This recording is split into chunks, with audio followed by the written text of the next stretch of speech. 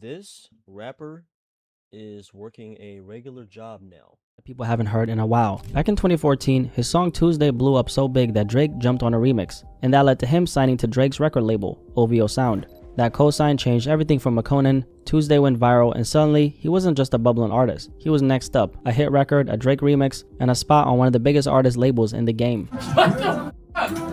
This is Drake! There's no way this is real right now! From the outside, it looked like the perfect come-up, but fast forward to now, and things look very different for him. These days, McConan is actually working a regular job in a kitchen, something he posted about recently. Now, the last time we spoke about McConan was back in 2023 after my little face reveal. McConan had gone on Instagram and called out Post Malone, Metro Boomin, and Sway Lee. He basically said that these were people who turned their backs on him when there wasn't anything for them to gain, but suddenly wanted to be buddy-buddy again after he linked up with rapper NBA Youngboy. And what stood out to me the most about that whole moment was that, McConan wasn't coming off as bitter, he was just being real. He was saying, look, this is how the industry works. When you're hot, everyone's around you. When you're not, people disappear. And if you get some buzz again, suddenly they will remember to hit you back. Now, the other day, however, Hahlnohm McConan posted a video on his Instagram revealing that he now works at a restaurant as a chef. I'm literally at work type shit.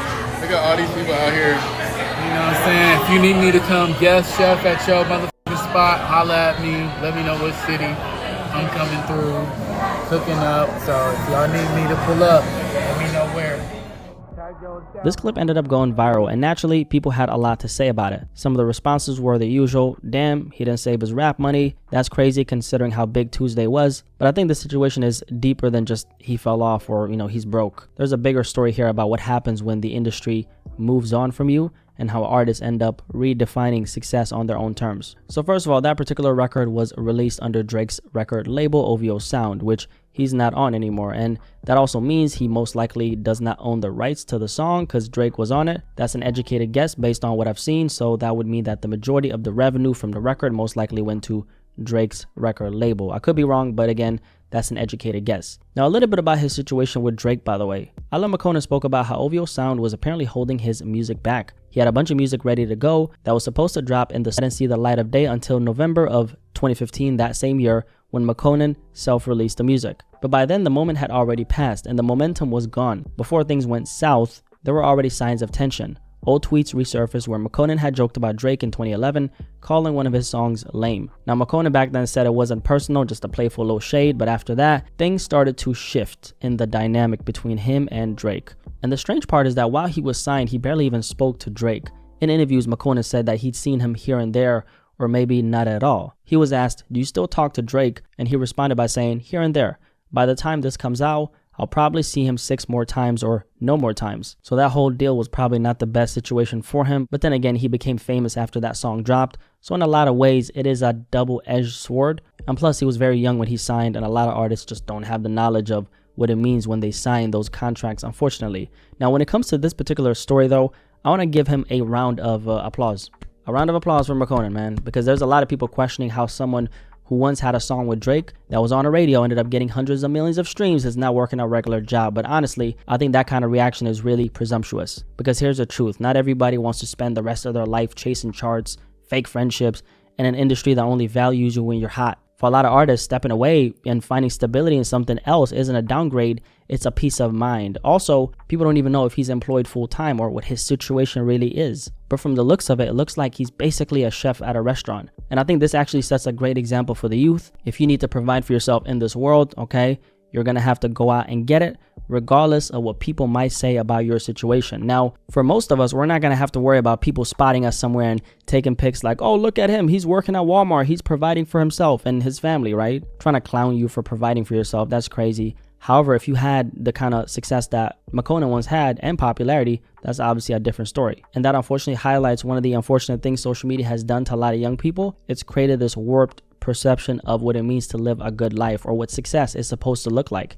If you're not constantly showing off money, cars, or fame, people act like you failed. Let's also not forget that the reality here is that not everybody in the spotlight is really getting money like that. I mean, a lot of your favorite lifestyle influencers and entertainers are drowning in credit card debt, sometimes in the millions. And on top of that, a lot of them have unpaid taxes stacking up. That's very common amongst people who become self-employed, specifically through social media. And those taxes can easily run in the millions as well. So when you see people online acting like everyone in the industry is balling, I mean, just know that the truth is most of them are living way beyond their means. And I'm specifically talking about the people who've made it their identity to show off, not someone celebrating their accomplishments. Honestly, in this economy, it is a blessing just to have employment, period. If you're able to make a bag and provide for yourself without asking anybody for anything, you're already doing way better than you think.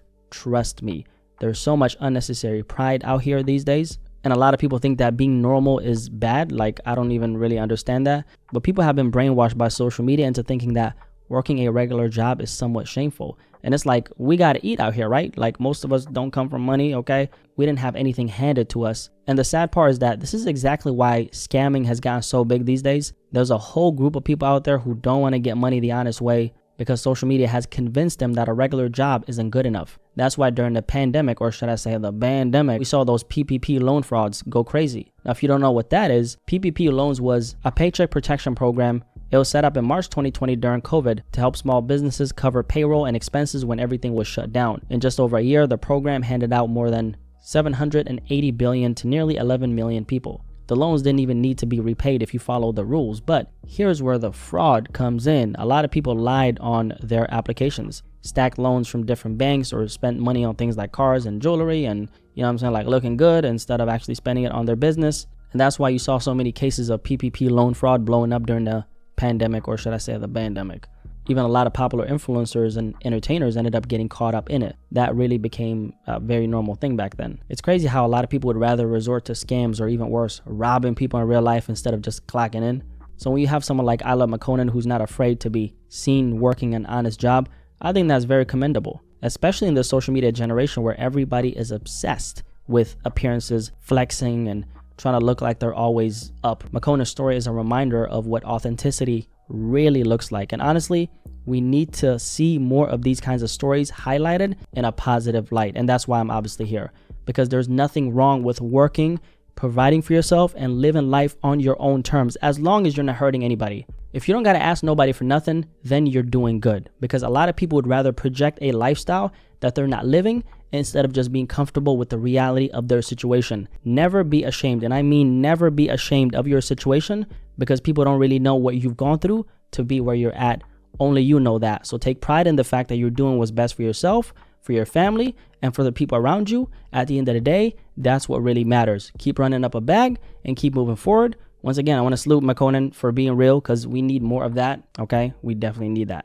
Anyway, what do you guys think about this McConan story? I'm sure everybody remembers the song Tuesday, club going up on a Tuesday.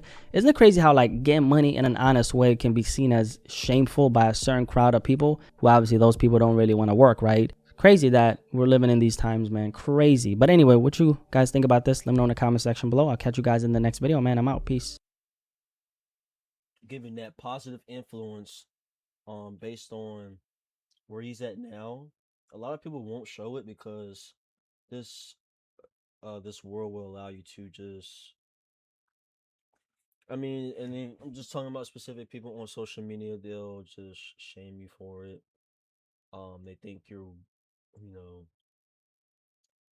you know, they got to tell you like, oh, you this certain way, or haha, like we'll laugh in your face and play around and joke around, like always working a regular job. He bro, and like comments like that. Like he said, like nobody knows, and some people have never been in your shoes. Nobody has ever been through what you've been through except for you, except for yourself. Some people are not in those predicaments. People are not in those predicaments, so it's like everybody has their own. Everybody lives and has their own experiences.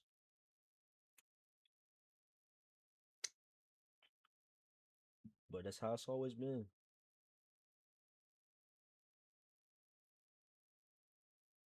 But shout out to him though for at least still doing good for himself. Salute to him.